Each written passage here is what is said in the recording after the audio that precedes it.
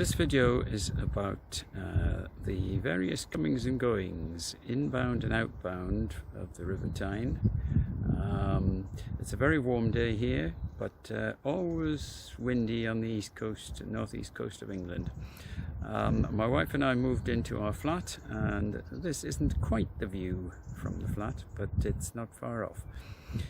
The video will consist of a small number of small clips of various inbound and outbound ships on the Tyne. Thanks for watching and supporting my channel.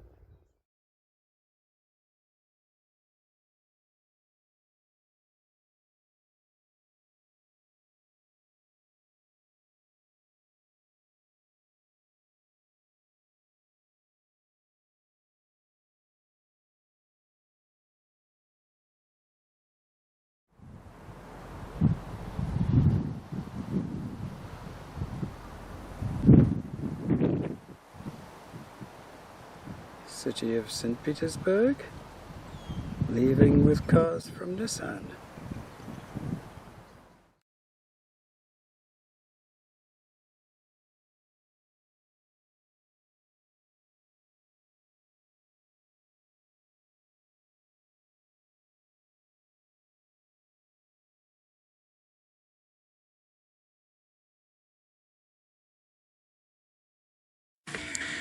The general cargo vessel Frida entering the river and passing Herd Groyne, with Spitzer's son in attendance.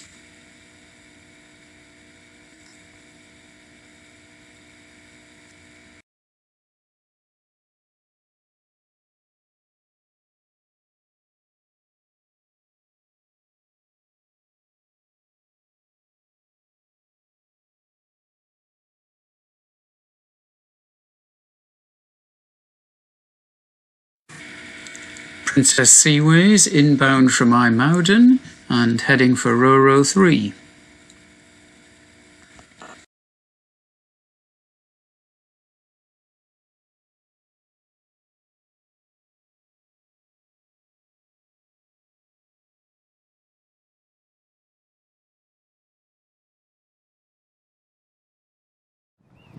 That's too good a shot to miss, I think. As she's heading not quite straight for both low lights, the old one and the new one.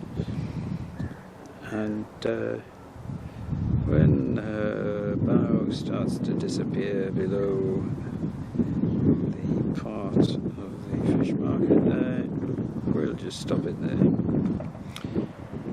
Well, she's just passing the lifeboat station, which is the small building where DFDS has just come out from behind.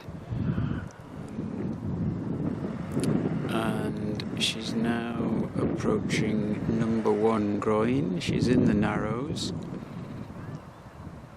There's the full length of number 1 groyne.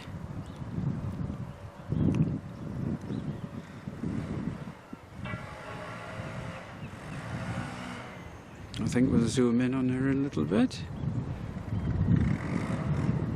I've been on her a couple of times, I think. Below the bridge, that's a public walkway to look out over the bow.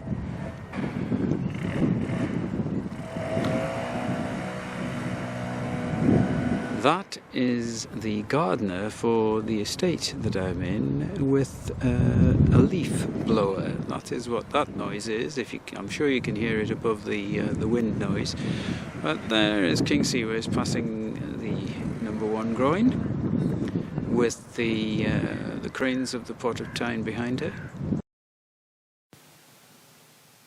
This is Spica or Spica J, S-P-I-C-A.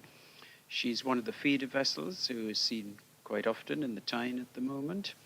She will have left the Tyne container terminal and is possibly on her way to Felixstowe and then across to Holland. There we see her almost against the sun, making a fine sight with Suter Lighthouse just going off the screen at the background there as she leaves the Tyne.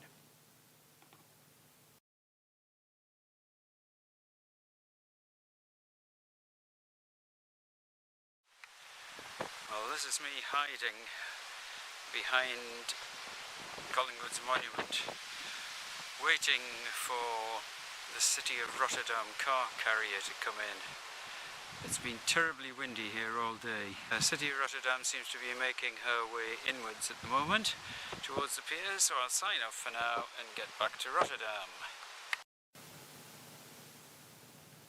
The leaves on the bushes are showing that autumn is well on its way, and the strong wind is from the west, so the sea state isn't too bad. Here she's seen from where I was standing, on the highest point that you can get to on Collingwood's monument.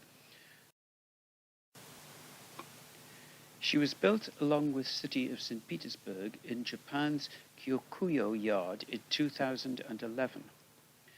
They both had an innovative bow design, and unfortunately in 2015 this vessel, Rotterdam, suffered a collision in the Humber with a DFDS vessel at night time and suffered considerable damage to her bow. Fortunately, there were no injuries. I've included a link to an article on the report of the damage at the end of this whole video. The black middens are appearing there at the lower right-hand corner of the scene. And I always think it's a good place to end a clip as she approaches Herd Growing Light, which is there on the right.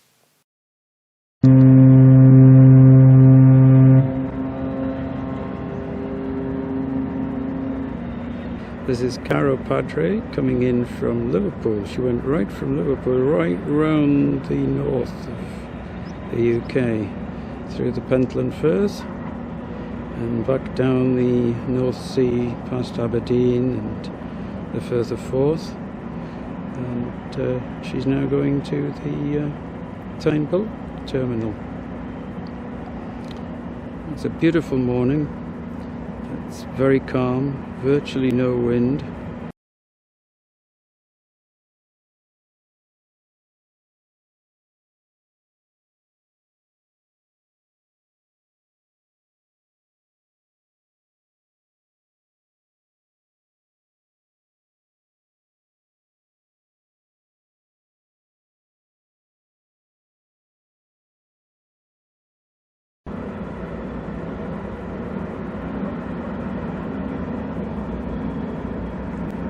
We have Forth now on a stern line.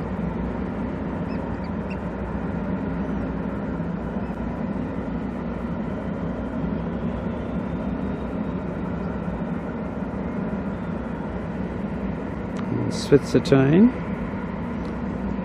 assisting on the bow.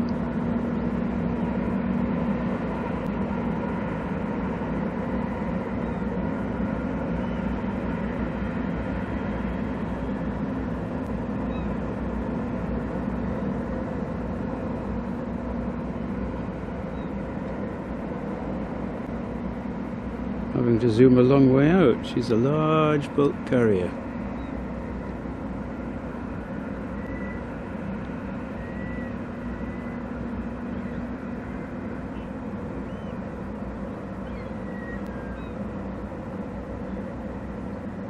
We'll leave the video there as she approaches the Narrows, and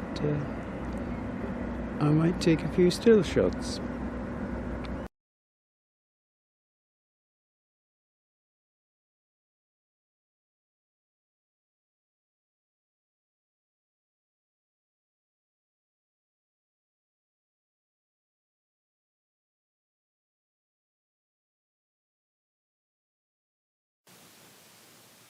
And Spiker J returned 5 days later. As she approaches the piers, you might just be able to see the occulting nature of the South Pier light, on for 8 seconds and off for 2.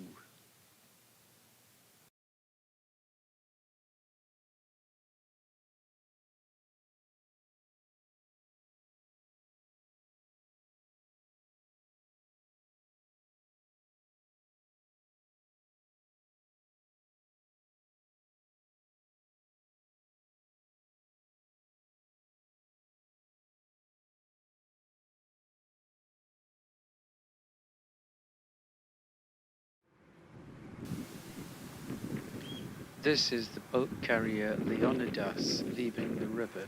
She did have 2 tugs in attendance, but the bowline tug was no longer required, and the Sun had released the stern line as well at this stage. Here we see the pilot vessel keeping up with her, getting into a position to escort her through the piers before picking up the pilot. If anyone knows what the load was that she was or had been carrying, please do let me know, because whatever it was seemed to make a right mess of her hull.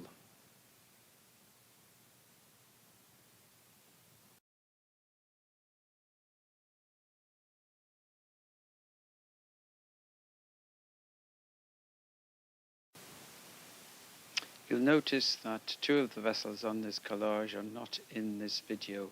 I decided to keep them for the next edition of Inbound Outbound, so keep watching this space. Also look out for the link at the end of this video. The link shown is the link to the full report of the Marine Accident Investigation Board in the UK. It is quite lengthy, 56 pages, but it is well worth looking at to see the cause of the accident.